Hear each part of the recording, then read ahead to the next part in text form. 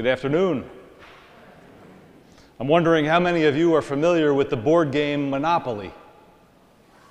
Yes?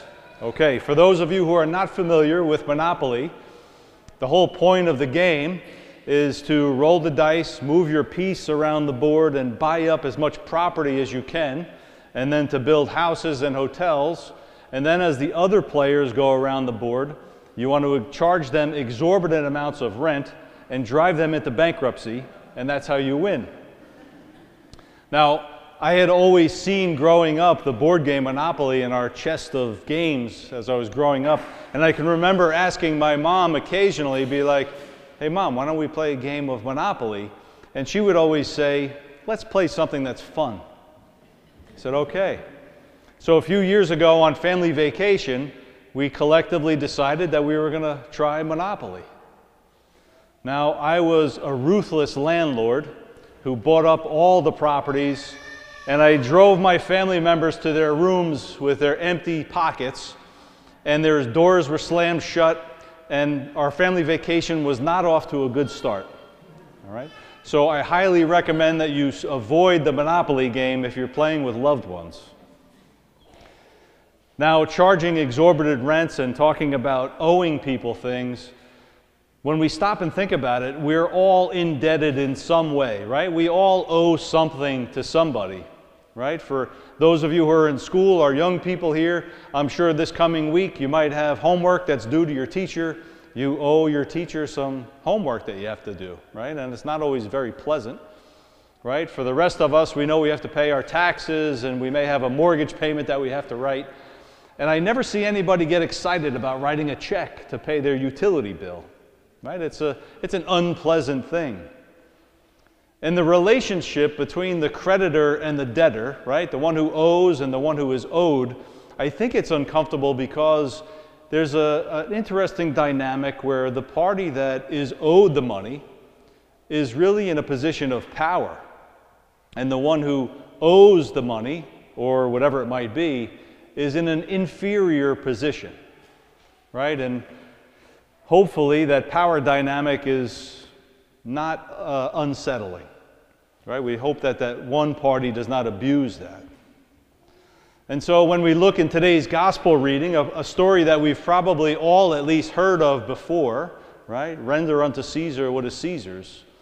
We see the enemies of Jesus coming to trap him, right? They're coming with a very simple question, but they know that he's going to be preaching near the temple in front of all of his followers, and this is their chance to make him look bad. With a simple question: Rabbi, is it legal or lawful to pay the census tax to Caesar? Now, in their minds, Jesus can answer one of two ways. He can say yes, or he can say no. Now, if Jesus answers yes, you pay the tax to Caesar, they can turn to all the Jewish listeners, all the community there, and say, "Look, you're all listening to this rabbi here, but he's actually a friend of the Romans who are oppressing our people." If Jesus says, "No, do not pay the tax to Caesar," his enemies can go right to the Roman authorities and say, "One of our own rabbis is refusing to pay the tax and telling others to do the same. He's going to cause a problem." And so they're just laying this trap and waiting for Jesus to answer one way or the other so they can finally get him. And Jesus' answer is genius, right? Hand me the coin. Whose image and inscription is this on the coin? Caesar. Then repay to Caesar what belongs to Caesar, and repay to God what belongs to God. Awesome. But now we need to pick up from that story, and we need to answer some questions. What exactly do we have to repay to God? It makes sense in the story. Why don't we go with this? Since Jesus is referring to the image of Caesar on the coin and says this belongs to Caesar, doesn't it make sense if you and I are created in the image of God that we belong to God? So we belong to God. And it doesn't just end there, right? Because humanity, men and women, we've found ourselves in quite a pinch, haven't we, with sin.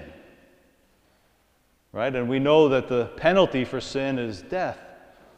And yet God loved us so much that he sent his only Son to stand in our place and to take that punishment for us. Spilled his precious blood so that we would be saved and redeemed. And so there it is. We belong to God and we owe God our lives. Our lives are not ours. They belong to God.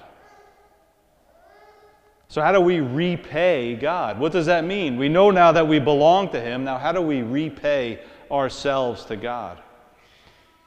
You know, believe it or not, each one of us has been blessed with certain blessings in our lives, certain gifts, certain talents, and they're God-given, and we're actually meant to offer these gifts back up to him. Now, looking at this relationship, right? God in the position of power and us owing God something, it's not the same unsettling, uncomfortable position, right? God is not the greedy landlord looking to run out his tenants out of the Monopoly game like I was so ungracious to do, right? God is a loving Father who's actually sacrificed to reunite his children with himself.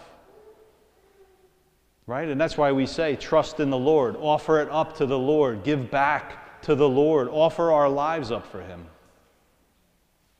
So we may be asking, okay, well, what does that mean?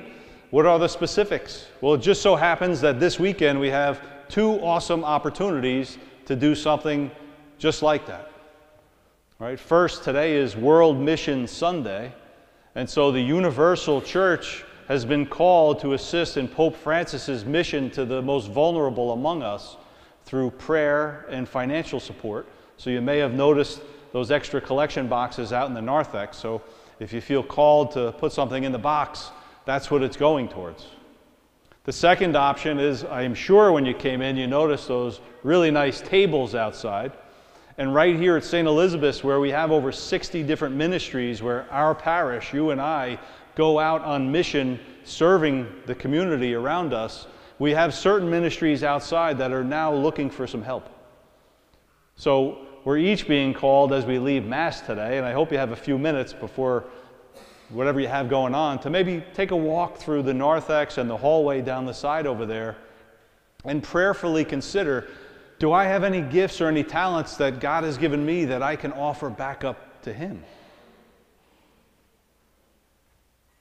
So I'll leave you with two thoughts in closing.